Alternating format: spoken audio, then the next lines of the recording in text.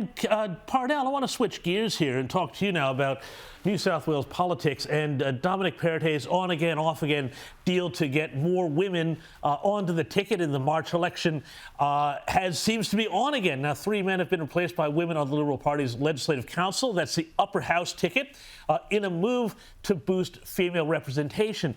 But a lot of moderate factional types are not happy about this because, of course, this means that some men, including some moderate males, have to go.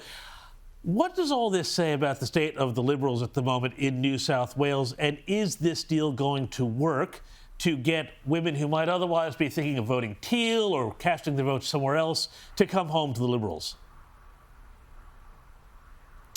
Look, James, I don't think that a deal like this is really going to bring women home, because what they're not looking at when they're paying attention to who they're getting, to which gender they're putting in the seat, is which policies those people have to represent. So there is a really good policy program in New South Wales and a lot to be really proud of, but they're not defending it when their focus is on the gender of the person running in various areas. That's not to say that, the Liberal Party doesn't need more women in, and it certainly needs more women with really great policy ideas, but they will generally come through a deeper process, which involves growing up women who are really interested in policy, who make great suggestions, and who the rank and file want to pre-select. And this is one of the great problems that the Liberal Party has at the moment, is that it is simply not engaging its base as much, and even the people who would be sort of politically interested but not really involved enough, getting them in to want to be involved in politics and see themselves in the party.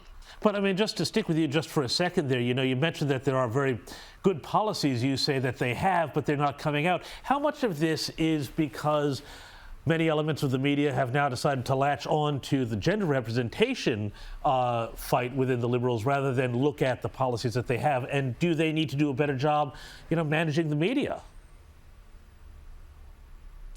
Well, absolutely, but it is a little bit of each side. So, yes, there's a lot of focus on gender because it's a vulnerable point.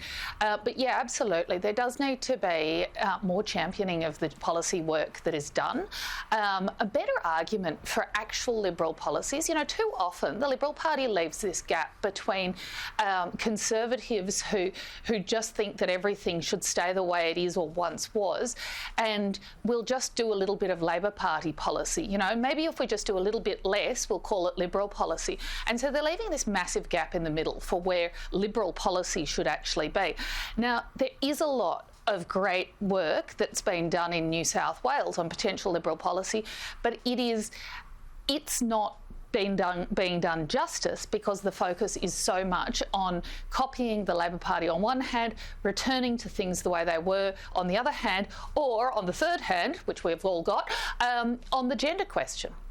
And Caroline, there's a saying in politics that basically says that power is the ability to make the other side do what you want.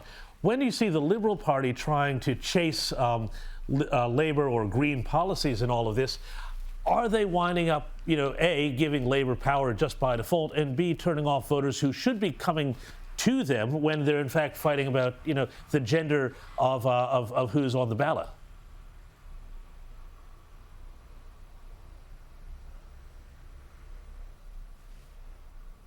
We need to frame our own narrative, and we need to have our own position. And the thing is, the Liberal Party needs to go back to what are the things that we need for that represent our values. So what's the Liberal solution to this? That's what we need, is the Liberal solution. And I just don't think that necessarily we get there when we just try and follow Labor, and we're not thinking about these policy ideas through the prism of Liberal values.